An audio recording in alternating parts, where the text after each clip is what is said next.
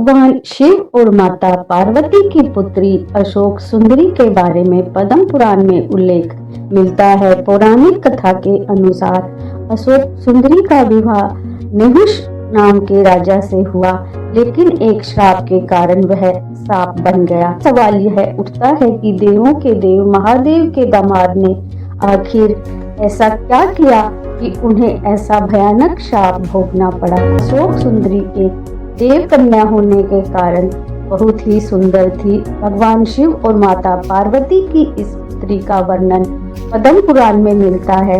पुराण के अनुसार एक दिन माता पार्वती ने भगवान शिव से संसार के सबसे उद्यान में घूमने के लिए कहा।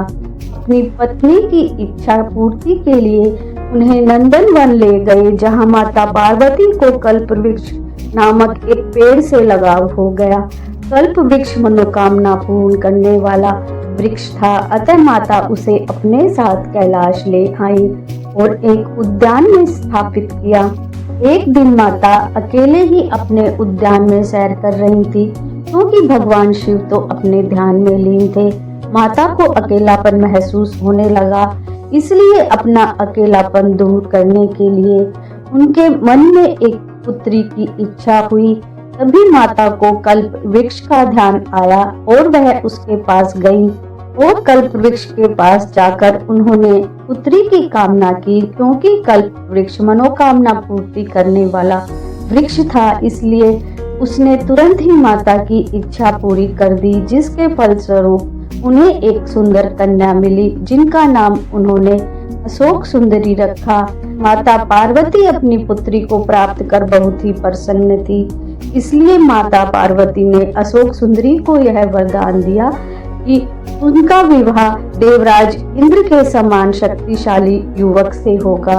माना जाता है कि अशोक सुंदरी का विवाह चंद्रवंशीय राजा नहुष के साथ होना तय था। एक बार अशोक सुंदरी अपनी सखियों के संग नंदनवन में घूम रही थी, तभी वहां हुंड नामक राक्षस आया। वह अशोक सुंदरी की सुंदरता पर मोहित हो गया और उससे विवाह करने का प्रस्ताव रख दिया। तब अशोक सुंदरी ने राक्षस को बताया कि उसका विवाह पहले ही राजा नहुष से तय हो चुका है। यह सुन क्रोधित हो उठा और उसने कहा कि वह नहुष का वध करके उससे विवाह करेगा। उसकी दृढ़ता देखकर अशोक सुंदरी ने उसे श्राप दिया कि उसकी मृत्यु केवल उसके पति के हाथों ही होगी। अशोक सुंदरी से श्राप मिलने के बाद उस दुष्ट राक्षस ने नहुष को ढूंढ निकाला और उसका अपहरण कर लिया। जिस समय हुंड ने नहुष का अपहरण किया था, उस समय वह बालक थे। राक्षस की एक दासी ने किसी तरह राजकुमार नहुष को बचाया और ऋषि वशिष्ठ के आश्रम ले आई, जहां उनका पालन पोषण हुआ। जब राजकुमार नहुष बड़े हुए, तब उन्होंने हुंड का वध कर दिया, जिसके पश्चात माता पार्वती और भोलेनाथ के आशीर्वाद से उनका विवाह अशोक सुंदरी के साथ संपन्न हुआ। बाद में अशोक सुंदरी को ययाति जैसे वीर पुत्र और 100 रूपवान कन्याओं की प्राप्ति हुई। जब ब्रह्म हत्या के दोष से इंद्र छुप गए, तब देवताओं ने नहुष को देवराज के सिंहासन पर बिठा दिया। इंद्र का पद पाकर राजा नहुष में अहंकार व अधर्म धर कर गया। एक दिन इंद्र की रानी सची पर उसकी नीयत बिगड़ गई। उसने सची को अपने महल में बुलाया। जब सची को उसकी नीयत का पता लगा, तो वह राजा इंद्र का पता लगाकर उनके पास गई और अपने पतिव्रता धर्म की रक्षा करनी चाहिए। इस पर इंद्र ने सची को सलाह दी कि वह राजा नहुष को सप्त ऋषियों की दिव्य सवारी पर चढ़कर आने पर ही उसके अधीन होने का संदेश भिजवाए।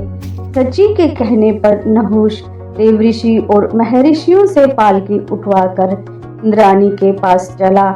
इस दौरान ऋषियों की धीमी गति से चलने पर नहुष ने गुस्से में अगस्त्य ऋषि को लात मार दी। इस पर गुस्से में ऋषि अगस्त्य ने अधर्मी नहुष को 10,000 वर्षों तक अजगर योनि में रहने का श्राप दे दिया।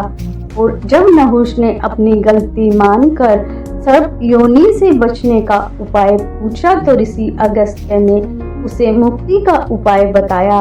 उन्होंने कहा कि जो भी तुम्हारे पूछे प्रश्नों का उत्तर देगा वही तुम्हें इस श्राप से मुक्त कराएगा।